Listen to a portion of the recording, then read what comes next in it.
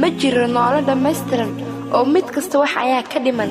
qof ayaa qurux badan balse aan dabeecad lahayn, qof kale ayaa dabeecad leh balse aan qurux lahayn, qof ayaa wanaag badan balse diinta ka daciif ah, qof ayaa aqoon-yahan ah balse aan habdhaqan wanaagsan lahayn, waayo Allah ayaa ugu talagalay kala dhinaantaas. qof kasta waxaa la rabaa inuu inta ka dhiman mid kale la kaashado oo ay isdhammaystiraan. haddii aad maalin gabar ama wiil isbarataan, haddii ay jiraan wax ka dhiman, ha ka cararin oo mid kale ha raadinin.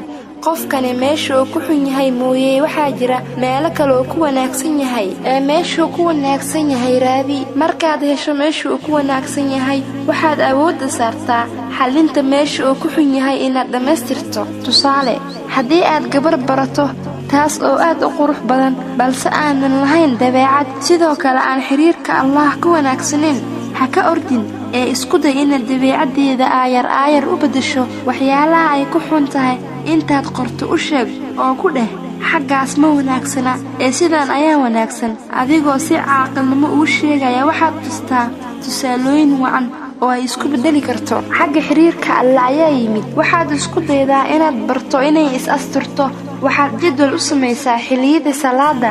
mar kastoo salaad waqtigeeda la gaaro, taleefankeeda wac oo dheh salaada u kac, kadibna qur-aanka akhriso. habeenada qaar isku day inaad ugu sheekayso talooyin diini ah oo u soo diyaari.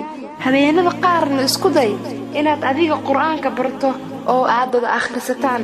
ujeedka aan muuqaalkan u soo duubay waxa waaye, haddii uu jiro qof aad ka heshay balse meelaha qaar ku wanaagsanayn, ha ka tegin ee isku day inaad qofkaas adiga dhisto oo sidaa jeceshahay u beddesho. haddii ay dhacdana laga yaabee inaad nolol wadaagtaan ajirna oo Allah kaa siiyo.